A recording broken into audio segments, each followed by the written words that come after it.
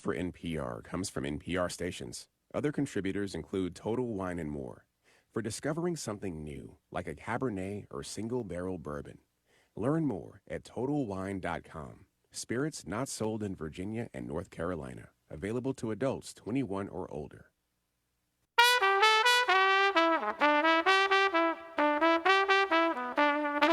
This is Charlotte Talks. I'm Mike Collins. Spring is in the air. Trees are leafing out. Flowers are sprouting. The azaleas are blooming, and the pollen is popping. Time for gardeners to get to work. There's a lot to do, but there's also a lot to know, and we have thousands of relative newcomers to America's favorite pastime. Their numbers grew exponentially during the pandemic. Many have stuck with it, and since this is a time-consuming hobby, which can also be expensive, success is paramount, and we have gathered a panel of experts to help you toward that end. They know what plants grow best in this region. They can talk about soil and composting, even how to incorporate animals into your gardening efforts. But whether you have room for that on your suburban plot of land or you just have a couple of window boxes on an apartment balcony, we have you covered. Erin Hostetler is a local gardener and owner of the Patio Farmer, which focuses on growing food in small places. Cherie Jzar is also a local gardener, farmer, and owner of Deep Roots CPS Farm, which specializes in growing fruits and vegetables, but also beekeeping and incorporating animals like goats and chickens. And Mary Roberts is owner of Windcrest Farms in Monroe, a family farm which has preserved and nurtured their land organically since 1978. Good morning. Welcome back to the program to all three of you. Nice to have you here. Good We have to morning. stop meeting. We have to stop meeting only in the springtime. We get Oh, together we and grow did meet last poinsettias. fall. Oh, that's what we did. You're right.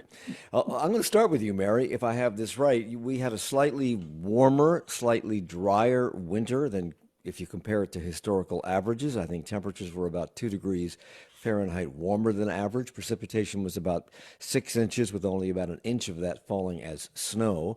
So, what does that mean for soils, for insects, for spring planting? Anything at all?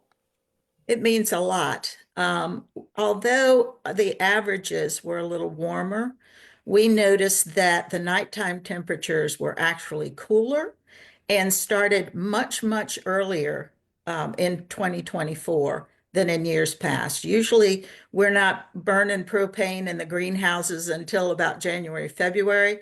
We started early December. So the nighttime temperatures were a little colder. And there's some good and there's some bad to that. The good is some of our plants require a number of chill hours in order to produce either beautiful blossoms or fruit. The bad news was that propane in the greenhouse. We did have to heat a little bit more this year. So, with everything, it's a mixed bag. We could use some more rain, not like the intense stuff we had last night, but a couple of days of just some slow, steady rain would really set us up for the hot summer coming. I'm glad you mentioned the colder than normal nights, because when I was thinking about what the winter was like, and actually I had a conversation about this from somebody from out of town yesterday, I thought, well, it was a colder winter than normal, and then I looked up the facts, and that didn't turn out to be, except perhaps at night, and that's what I remembered. Cherie, some areas of the country, the Midwest, the South in particular, often have these false springs where we are in the winter, but suddenly it's 70, 75 degrees, and the trees get fooled, and some of the flowers get fooled, and then suddenly, just like that, we're back to winter. Did we experience that this year at all? Oh, most definitely. We had some super warm days in January and February, which caused a lot of the things that I had already put out in the fields to get to thinking spring was here, and some growth came, and then boom, frost. And one of the things that you got to think about as gardening is really patience, especially in the early parts of the year, January, February, even in March, where you really think it's time to get out there and till around in the soil and get things ready. But um, you don't want to do that because, or you want to have a plan when you do that because that could happen. It could go really from quickly being very cold, then warm again, and then a frost. So yes, that did happen. We had some early blooms and things, but all in all, it wasn't bad. But that typically happens, but not so drastic. And I think that happened early this year. And it's been my impression that we can have frosts up till April the 15th, although I looked that up too yesterday, and the average last frost in this area is April the 5th, which is 5 days from now. And I looked up on my weather app on my phone what it was going to be like at night for the next 14 days, and there are no temperatures below 41 degrees. So are we out of the woods, Mary, with regard to frost? Is frost over for this part of the year? Not necessarily. We as gardeners, farmers, we're always on that weather app looking at the 10-day. And I jumped on one and I said, well, let's see what April in the whole looks like. And the end of April, they said we could dip down into an overnight low of 27. And I've been on this property for 48 years. I can remember we thought it was summer and then early May get a little nip. Mm. But as Cherie had mentioned, if you have a plan, you're willing to go out and cover plants, protect them from that blip here at the end of spring, then feel free to do that extra work. But I want people to remember that it's not just the air temperature that we're concerned about, it is the soil temperature. And the soil may not be sufficiently warm for some of the things that we really love to grow, like tomatoes and basil and cucumbers and that kind of thing.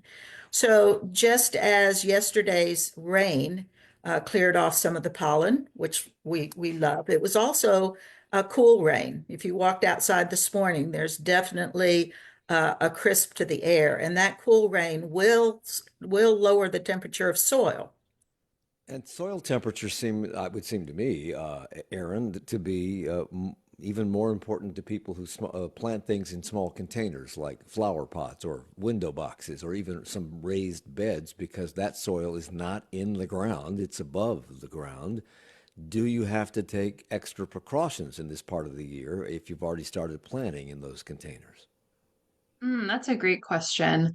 Um, I think that there is a chance. I mean, it's a different kind of environment to grow in a smaller space. And when you have less resources for your plants, they can be a little more susceptible to those swings in temperature and conditions. My rule of thumb when planting summer vegetables that are sensitive to frost and freezes is to wait really until like the end of April, early May is when I like to plant my tomatoes, cucumbers, peppers, all of those. But I do have clients who are planting those things now, which I coach them through. Like, this is what you need to be aware of, and the different things to keep in mind, because as we have talked about, temperature is a big consideration. Well, if you plant them in pots, that you can bring the pots. They're not enormous. You could bring the pots indoors if it's going to be. We're going to have a cold snap, I would think. But let me ask you a question about that, because a lot of people do bring their stuff inside for the winter because they want some of these things to be available all winter long, and then they put them back out in the spring. When a plant has become acclimated to indoor temperatures and humidity levels and you put it outside, does it go through a period of shock? Should you prepare the plant in any way to put it back out? Yes, you should. And if anyone has started seeds inside over the winter, this would also pertain to that. But our indoor climate, if you will, is very different than the outdoor climate.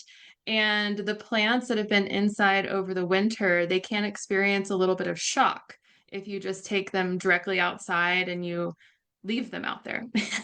So, what a lot of us will do, and what I would recommend doing, is gradually hardening off. That's what the process is called. It's hardening off your plants or getting them used to the outdoors. So that could look like a few hours on a bright sunny day outside, and then coming back inside at night if it's going to be super chilly. And by super chilly, I mean, less than 50 degrees or even 60 degrees.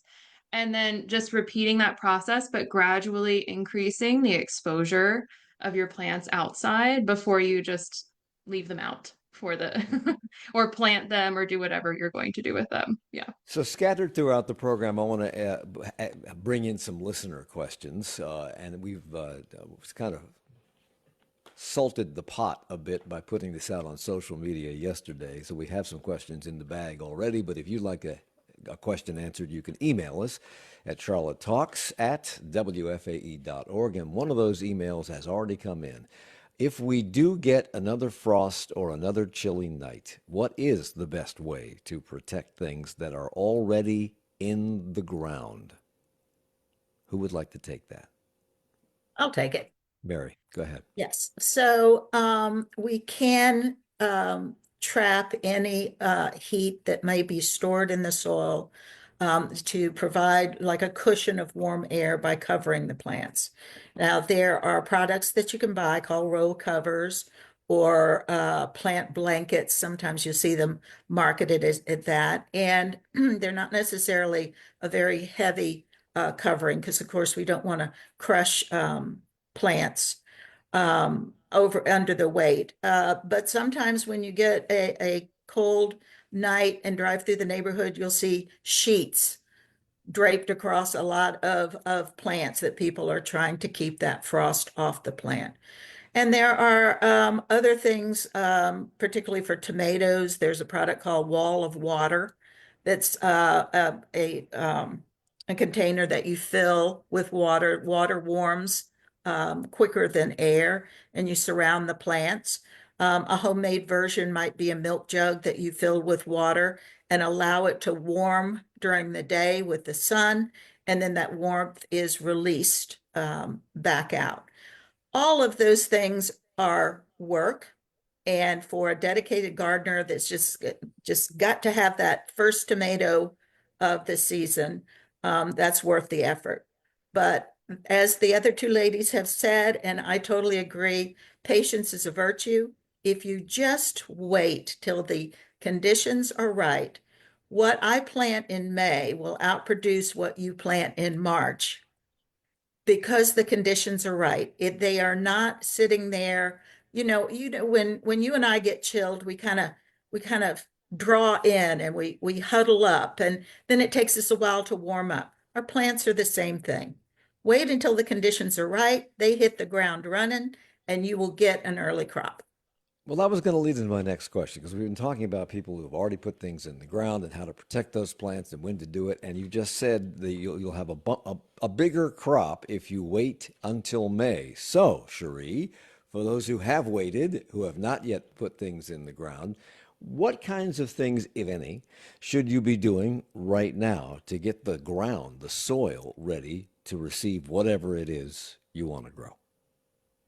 So I think what Mary just said is ideal. I want to build on that just a minute before I answer your question. Sure. Sometimes we forget that there are some plants that are just warm weather plants and some that are cold tolerant plants or vegetables. And we skip right over spring and we jump right into summer with planting in our gardens. So I think, I have this tool, this thing about ready in 30. In springtime. So I plant things like radishes and arugula and greens in my garden as the spring crop. Let me stop you there because we have to take a break, and we'll pick up on the other side of the break in just a moment. It's Charlotte Talks on WFAE. On the next Charlotte Talks, since 2020, law enforcement training centers have been cropping up around the country. Last summer, Central Piedmont Community College announced plans to construct such a facility in Matthews to provide training for police, fire, and medic personnel. But these projects have faced opposition in some places. Atlanta's has sparked national controversy. We look at why some are opposed and how Charlotte's facility may impact public safety tomorrow morning at 9. I'm Anthony Brooks. The Trump administration has made a spectacle of deporting people with military planes and soldiers in camo. But almost everyone deported by air leaves the country in charter planes. We get a window into a rarely seen feature of immigration enforcement, ICE Air. Next time on Here and Now. Join us for Here and Now later today at noon, right here on 90.7 WFAE. We hope that you join WFAE Thursday, April 10th for our Carolinas Climate Summit presented by Wells Fargo. A day-long series of sessions with climate experts, community leaders, and advocates exploring the impact of climate change in the Carolinas and how people at every level are addressing it. Tickets are available now at carolinasclimatesummit.org. This is 90.7 WFAE. More news anytime at WFAE.org. It's Charlotte Talks on Listener Funded, 90.7 WFAE and WFHE. I'm Mike Collins. We're talking about gardening. Springtime is here. It's time to think about this. If you're a gardener or want to be one, Mary Roberts joins us. She's the owner of Windcrest Farms. Erin Hostetler is a local gardener and owner of the Patio Farmer for small container farming and more. And Cherie Jzar is a local gardener, farmer, owner of Deep Roots CPS Farm. And I had to interrupt you, Cherie, in the middle of an answer. You were talking about ready in 30 or something. I think that was what you called it, and how to get ready to actually start planting. So pick up where you left off. Well, to summarize what I was saying before, it's like start with cold hardy crops in the spring, things like kales and arugula. You can even do some collards and spinach. These things are leafy greens and they thrive in colder soil. So start there if you're planting your garden. But in order to get your soil ready, which is what we want to do, the first thing is test the soil. Like, don't just start guessing and throwing amendments in there. We want to test our soil, whatever, if it's in ground or in a pot, to know the pH, to know the nutrients that are in there. And then I compost like a boss, right? I add organic matter to my soil to feed it, to jumpstart that spring growth that's going to come in May. I do that to try to get the environment ready for whatever I want to plant. So I think those two things I would suggest as a starter for your spring garden. So when you talk about getting your soil tested for its pH and other nutrients that are in the soil itself, how do you do that? Where do you do that? Are there home kits, or do you have to go to your extension agent to do that? So there are home kits that you can get from gardening stores, and big box stores have them. I think even some of your local, big box stores have them. But the extension, the North Carolina Cooperative Extension here in Mecklenburg County and many counties have soil testing kits that you can send off. I believe before December, that's free, but it's nominal cost. But it will help you understand the basic nutrient level and pHs in your soil. And it helps you to identify where to plant what type of crop. So yeah, there's a local extension that can help you, and then you can get your own home kits from the store. Erin, does that apply to people who are gardening on their on their balconies or their patios, and they're putting things in containers, or do you just go to a store and you buy potting soil? Will that do it? Tell me give me your rule of thumb for that. Okay, sure. Yeah. So generally, potting soil or a bagged soil usually does not need to be tested. Usually, and I say usually because I've had situations where I've bought potting soil, filled a whole raised bed or container, and it turned out to be super out of whack nutritionally. So it is possible, but typically potting soil is ready to grow, right? You don't need to worry about the nutrients. There is something, if you want to look for this when you're shopping for potting soil, on the back of the bag is on a high quality bag of potting soil is a guaranteed analysis. And what that is it's a breakdown of all of the nutrients that are in that bag. It's guaranteed, to be in that bag of soil by the soil company. So if you can find a bag of soil that has that guaranteed analysis, not all of them do, but the best ones do, then that is just a level of a reassurance, right? That you're getting a Let good me ask you soil. this. Are the best ones the name brands or the more expensive ones? Is there a correlation to that, or is it simply something that you find over time and you read the bag and you understand, well, this is pretty good. I'll buy this, even though it's cheaper than the name brand? Yeah, so I definitely believe that you get out of your soil what you put into it, Hmm. and a higher quality bag of soil is typically reflected in the price. So not choosing the least expensive soil. Um, and in my experience, the more you spend on your soil, the better your plants do, the more productive your plants are going to be. Um, you know, you have to think too, if you're growing in a small space, even a raised bed, which is a confined space, that your resources are limited. If you're not growing in the ground, you don't have as much nutrients and as much for your plants to pull from. So it's even more important for you to start off and give your plants a solid foundation by choosing a high quality soil. So let's talk about water, Mary. We had, I think, 6 inches of precipitation over the winter. I don't know what it's been since the spring started. We had really heavy rains for a brief amount of time, several times yesterday. I don't know how helpful that is because it just kind of floods everything and then goes into the gutters. But let's talk about water. How much should you water? How little should you water? What times of day should you be providing water to the plant, etc.? And is it plant dependent? Well, it is plant dependent, and it, of course, it's weather dependent. But we have a rule of that we teach the students that come to the farm for classes. And we say you want to water a lot. Don't water, don't water a little, a lot, water a lot, a little. Okay, so what that means is when you want to really apply enough water to get deep into the root zone, give that plant a resource to go deep for.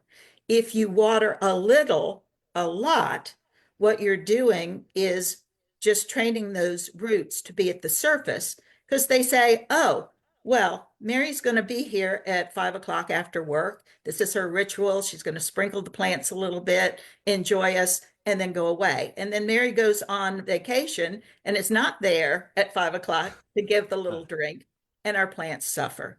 So we want to water a lot, a little, not a little, a lot. And we have a question from an emailer. Can you provide some irrigation tips? Well, that's one right there, I suppose, but recommendations for ground drip line systems and recommendations for using rainwater. Anybody have any tips in that direction? I can continue with the water. Okay. All right. Rainwater is fantastic. One of the reasons that rainwater is so good is that when it does fall through the atmosphere, it's gathering nitrogen. And nitrogen is one of the things that plants need to grow and thrive.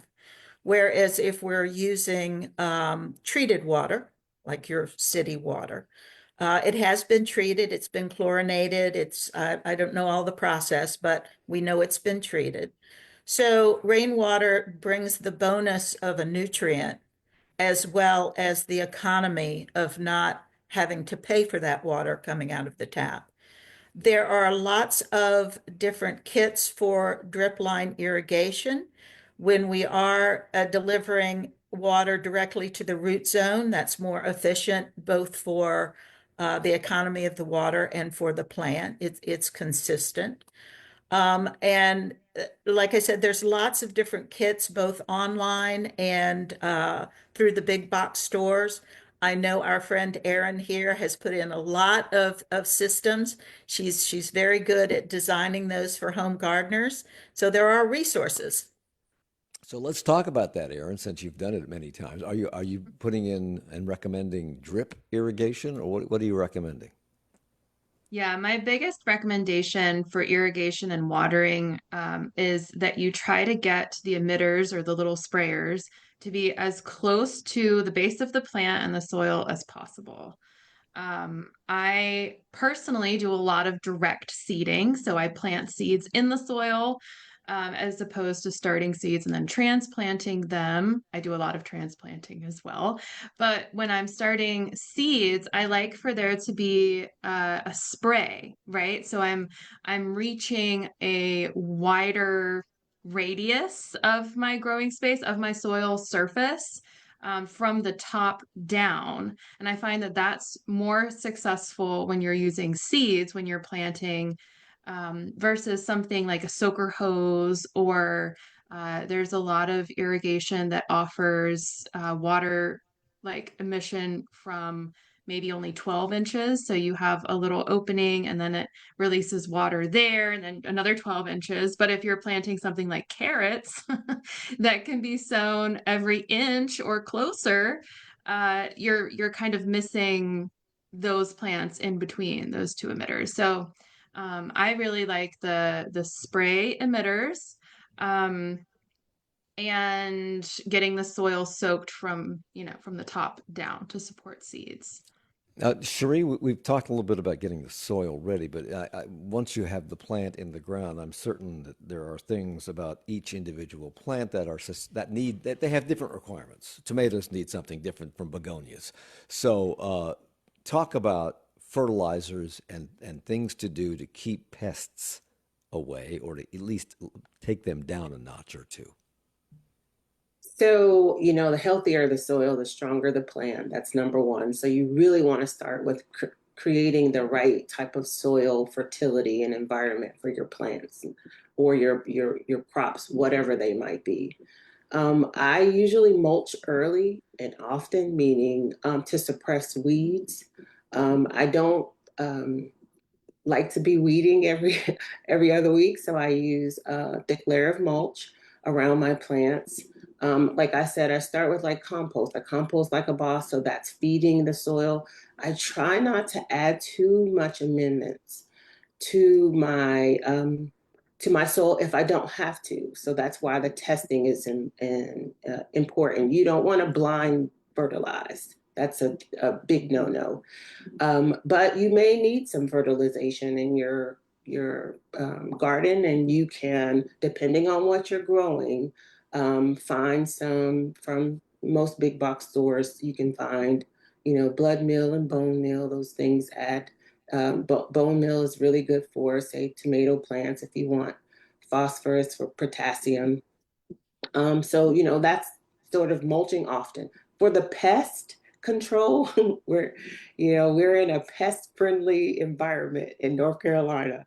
And there's many things that you probably want to do. Number one, start with observation. If you have strong plants, they typically can sort of make themselves strong, but you can also plant, companion planting, which can ward off certain plants.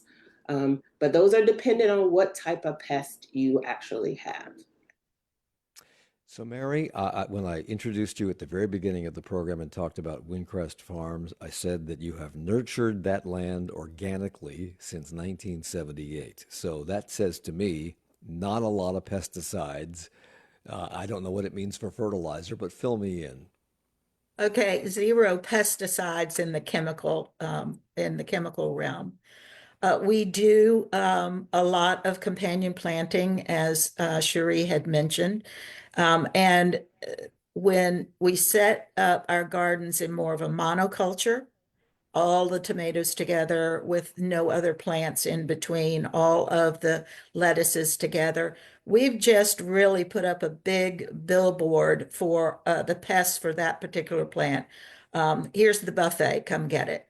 But if we interplant, let's say, tomatoes with marigolds and parsley and borage and lots of things that are not only going to repel through their aroma or are not food for our pests, but are habitats for beneficials. A lot of people don't realize that a majority of the insects that we see in the garden are beneficial to us. There's just a small percentage that are harmful. And so if we go into the garden with an insecticide, broad spectrum is what you'll see on the label, that's killing everybody. And that is harming the pollination of our plants. That's harming the good guys that are eating the bad guys. So we do a lot of polyculture. So lots of different plants planted together so that they are benefiting each other, not only above the ground, but below the ground. And both you and Cherie deal with putting things in the actual ground. And we have a question on email. My soil, they say, seems to be mostly Carolina clay. How can I make it better? A better home for plants? And can you get rid of the clay in the soil? And then if you do, what do you use? You don't want to get rid of the clay. Clay is actually a very good uh, component that holds water and fertility. The problem is the texture. So it doesn't have a lot of drainage. So when that water comes, it stays. And then when it leaves behind basically a red brick. So what we want to do is we want to keep the clay for those components or those benefits, but we want to loosen up the soil. And there are amendments that we can use, but we can also use deep-rooted plants that will break up that soil. We can do crop rotation. Again, that's going to break up that soil to allow for drainage and air. And that's the problem with clay. It's not the clay itself, but the fact that it's so dense that it can block out water and air. I'm coming to you in a second, Erin, but as long as we're stuck in the ground, yeah, I'm gonna talk to Cherie for a moment about this. We have another email question who says, I hesitate to use chemicals to get rid of weeds. And since you don't like to weed either, I thought this was a good question for you. But she wants to know if I'm better off plucking them out of flower beds. Plucking the weeds, yes, you can Yeah. pluck. I would, one of the things that we do on our farm is we try not to have a lot of disturbance of the soil. And so we do a lot of cover cropping. We do a lot of covering in the fall and winter, or when we're not growing in our beds, so that those weed seeds aren't depositing. And then in the spring, we unveil it. We sort of terminate the cover crop, and then we plant right into it. If you have weeds in your flower bed, you can pluck them. But just try not to stir up the dormant seeds or bring seeds that are under the soil up. That's one of the things. And then for clay, here my compost thing again. Compost like a boss. Clay loves organic matter.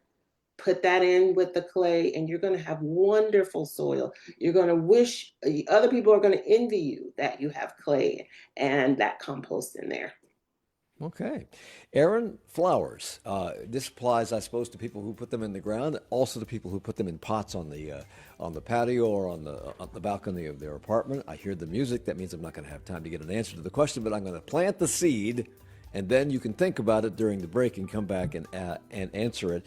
When most people buy flowers, they buy them in these containers at the big box stores, and they're already sprouted as opposed to buying them from seed. So when you buy one of those plants, what should you look for to make sure that they don't die the week after you plant them? How do you know that a plant is healthy? We'll take a break. We'll get the answer to that when we come back. We're here with Erin Hostetler from the Patio Farmer, Cherie Jzar from Deep Roots CPS Farm, and Mary Roberts from Windcrest Farms on Charlotte Talks. Coming up on 1A, on April 2nd, the Trump administration is rolling out a plan that would charge a blanket dollar-for-dollar tax on goods coming into the U.S. Trump clarified Sunday that this policy would apply to all countries instead of a more focused list. The uncertainty around the scope of these tariffs and a potential trade war has spooked Wall Street and raised fears of inflation. So, what does America's financial future look like? We find out in 20 minutes on 1A.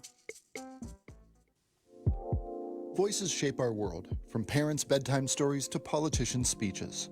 Today, you can make your voice heard for future generations. By naming WFAE in your will or trust, you'll help safeguard independent journalism and storytelling that captures the essence of our community. Call today to learn more about how your estate planning can make a lasting impact on our community. Call 704-926-9323 or visit wfae.org/legacy. Support comes from WFAE listeners and Mazda of South Charlotte, committed to drivers that share Mazda's passion that cars make driving matter. More at mazdaofsouthcharlotte.com. And the Southern Environmental Law Center, during this Earth Month, SELC remains committed to the belief that solutions to the toughest environmental challenges start in the South. More information available at selc.org. It's Charlotte Talks on WFAE and WFAE.org. I'm Mike Collins. We're talking about, spring gardening with three people who know it well. Erin Hostetler of the Patio Farmer, Cherie Jzar of Deep Roots CPS Farm, and Mary Roberts of Windcrest Farm. So I asked the question, when you go to these big box stores and you buy flowers that are already sprouted in these little containers, quite often you plant them, they die. I'm wanting to know how you can pick out a plant that's healthy, and that you know is healthy, even though it may look peaked because they haven't watered it yet today.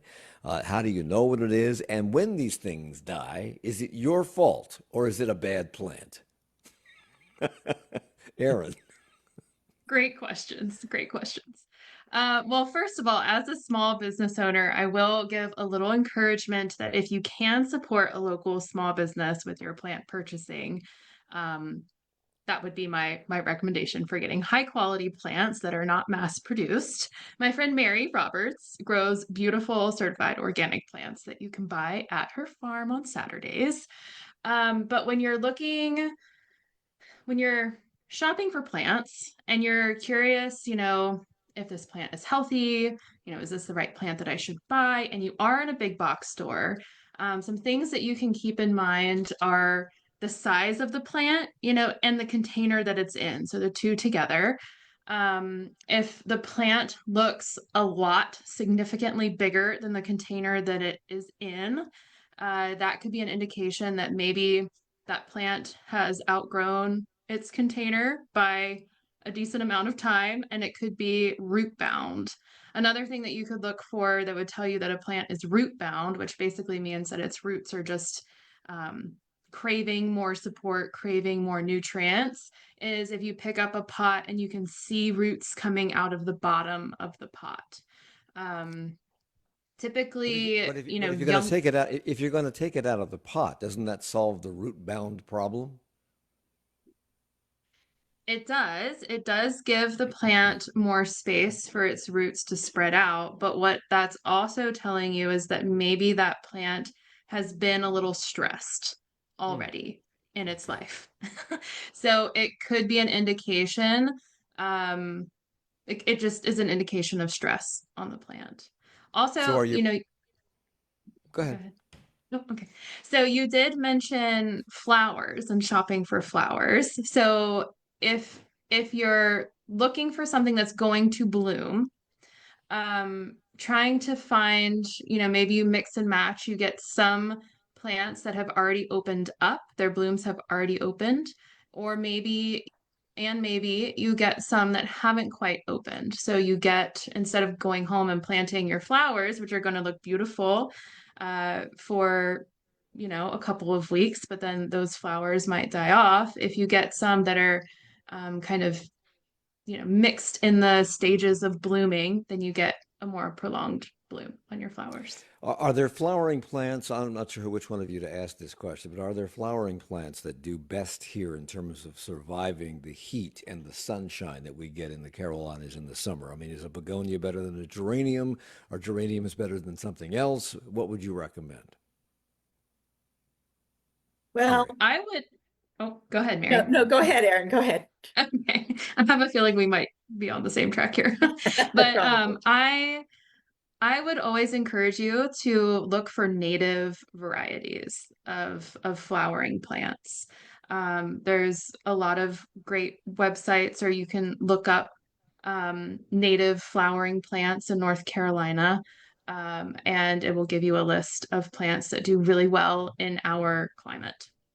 And given the price of food, everybody is looking for ways to perhaps lower the grocery bill. What vegetables, what fruits seem to do well in the Carolinas? I know zucchini can be a bumper crop every year, and you can't even give it away. You have so much. But what about tomatoes? What about strawberries? What about blueberries? What about other food crops that you would put on the dinner table? All of those Sure. are great options. But what I tell people, because sometimes people plant things that other people are planting just because they're planting, or that they find at, their home garden center. But you need to really identify the things that you're going to eat first. That's like the first step of the plan. And if you like leafy greens, you want to start right now with putting in leafy greens, spinaches and kales and mustards and collards. If you like tomatoes, if you're going to eat them, they can come in abundance. What are you going to do when you're done slicing them? Are you going to can them? Are you going to make salsa? So really deciding what goes into your garden really is a personal choice, should be, and it really should be what you want to grow. Now, you might like eating bananas. I can tell you it's very difficult and probably almost nearly impossible to grow a banana tree out in a raised bed or out in your backyard. So you want to be practical and do some research about what is native. So, but start with what you want to grow and what you want to eat. If you're dealing with a small space, Aaron, what kinds of fruits, vegetables do well in small spaces, small containers? Oh man, well, if someone tells me you can't plant it in a pot, that's the first thing I want to do is plant it in a pot and watch it grow. So I'm a big believer that, whatever you want to grow, you can grow successfully in pots. I have all of my perennial fruit trees, fruit bushes are in large pots. I get tons of blueberries from my blueberry bushes grown in large grow bags every year. It's so much fun to grow those. Um, I think the biggest thing when you're trying to maximize the yields of your space, whether it's small or large, is that, you're really clued into the timing for when things should be planted, which goes back to what we were talking about earlier. And once you have your space set up, even if it's containers and raised beds, there's always something. And we're very lucky that we live in the Carolinas where this is possible, but there's always something that you can be growing and harvesting and eating from that space. So it can be a decent upfront cost to get started, but then the benefits and all of the harvests are just infinite after that. So Katie asks, how can I get rid of grubs in my soil, both in the ground soil and the bags of raised bed soil? Are there grubs in bags of soil? Really? Not typically, Okay. but I'm happy to answer the grub question because I was talking with a client about this just on Friday. So, yeah, grubs can be really disturbing when you find them when you're digging around. You're finding those, especially the Japanese beetle grubs, which might be the ones that Katie has unearthed. But as we all know, Japanese beetles can be very prolific in the Carolinas in the summer. So there's a product that is safe for organic growing. It's called Milky Spore. And you can apply it. Typically, it's best to apply that in the fall, but you can apply it. I mean, if you're noticing them now, you can certainly apply that now to your soil. It's a granular product, and you sprinkle it on the soil. You can mix it in, water it in, but it's a biospecific bacteria that targets grubs in particular. So it's not going to harm any of the other insects, other wonderful members of our soil ecosystems, but it will target specifically those Japanese beetle grubs. So Milky Spore is great to use. And, Okay, go ahead. Finish sorry, up. It's okay. Finish up. geraniums are great to plant for Japanese beetles in particular. They're kind of a little trap. They attract the beetle, but then the oils and the flowers will kill them. kind of, Ah, yeah, fun tip. Anyway. assassins. Geranium assassins. Okay, Cherie, it's time for you to step up to the bar because we have a chicken question, and I know that you talk about incorporating wildlife like chickens and goats and even honeybees into your garden. One of our emailers wants to incorporate chickens into their garden. They have no idea how or where to start. Do you have any tips? Okay, so this is a big one because the price of eggs, everybody's thinking about chickens, right? And chickens are my grub eaters, just so you know. They love to scratch around and they'll get the grubs, and it's a lot of protein for them on my farm. So if you are thinking about getting chickens and you're in a residential area, first of all, you need to understand whether you have controls that would regulate chickens, backyard chickens, whether it be from the municipal government, the city, the township, the county, knowing what the policies are for you to get chickens.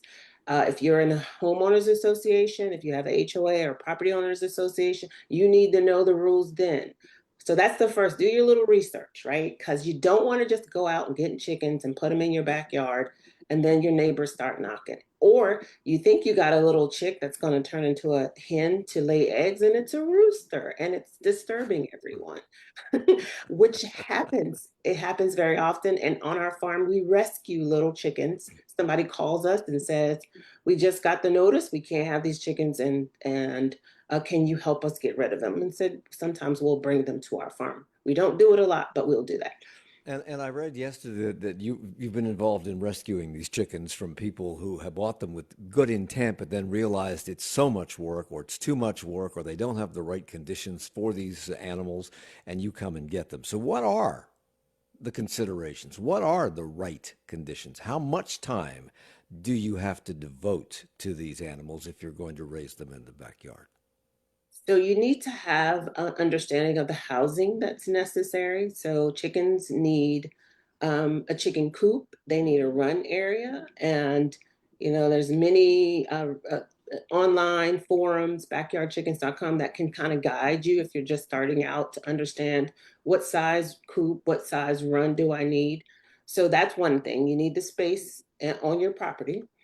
Secondly, chickens need to eat. So maybe you need to supplement with a feed. Where do you get that from? What type of feed are you feeding your chickens? They have health, you got to keep them healthy. You got to give them water.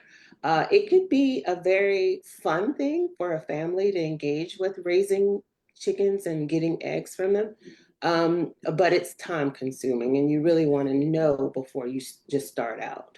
Before I run out of time, I also know that you deal with goats and you deal with honeybees. Honeybees, I just saw another news story over the weekend about the collapse of honeybee colonies. It's been going on for years. We're not exactly sure why, but I'll bet you that a lack of certain kinds of wildflowers and pesticides play a big role in all of this.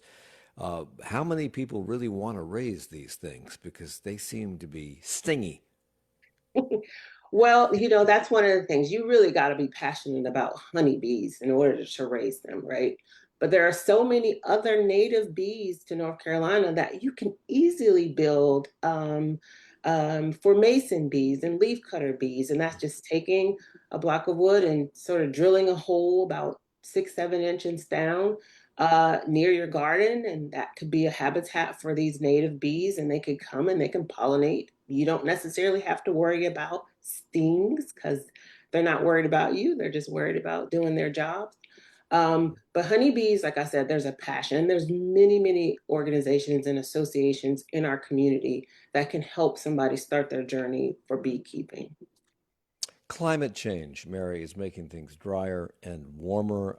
And I know that the maps that they publish every year for regional growing areas, everything is beginning to shift toward the north, with certain things that couldn't grow there now able to grow there, and certain things that we used to bank on in the south kind of migrating out. What has, from your personal experience and your professional experience, what has been the impact of climate change so far? Well, we definitely plan our summers a lot differently as far as what hours of the day we work, so that we don't suffer some heat stresses, and we continue to do what we love to do.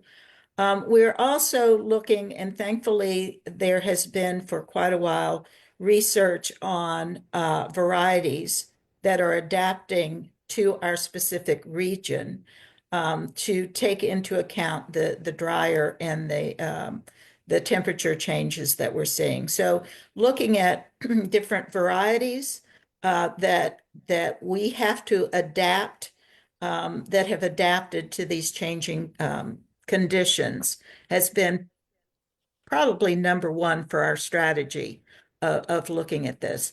Now, we do have structures on the farm called high tunnels. They look like greenhouses, but we're actually growing in the ground. And that helps us control the environment to a certain extent, a little bit more artificially. Very low tech, but very effective for us extending the season or mitigating against too much rain, too dry, having things in place to help us modify the climate a little bit. But it's definitely hard on the farm workers, I can tell you that, from the farm owner down to the folks that are picking and processing. It's having an effect. Yeah. I have about a minute left, and there was an article recently in the New York Times about why gardening is good for you. And first, it pointed out the physical things that are good for you because it takes work. You got to hoe, you got to dig, you got to get out there, and you got to move around. But they say it's also good for your psyche, for your mental health. They quoted Emily Weaver, who's the program manager of therapeutic horticulture at the North Carolina Botanical Garden, who said, working with plants, people kind of see where they fit in the world. They see why they're valuable because of the cause and effect relationship that plants so visibly articulate. I've never heard anybody say that before. Would you all agree with that? I have 15 seconds. Would you agree with that, Mary? Absolutely. It keeps me doing what I do, and it is a labor of love. Cherie? Most definitely. De-stressor, and it's great for families. And since you deal with smaller spaces, Erin, same thing? Oh, absolutely. That's the reason why I do what I do, Mike. Okay. Erin Hostetler gets the last word. She is the local gardener and the owner of the Patio Farmer. Cherie Jzar is the local gardener, farmer, owner of Deep Roots CPS Farm. We didn't get to talk about goats. And Mary Roberts, the owner of Windcrest Farms. Thank you all for the hour. Thank you. Thank you, Mike. Just come to my farm for the Charlotte goats. Talks is a production of 90.7 WFAE. Support for Charlotte Talks comes from Mazda of South Charlotte. Our executive producer is Gabe Altieri. The senior producer is Sarah DeLeon.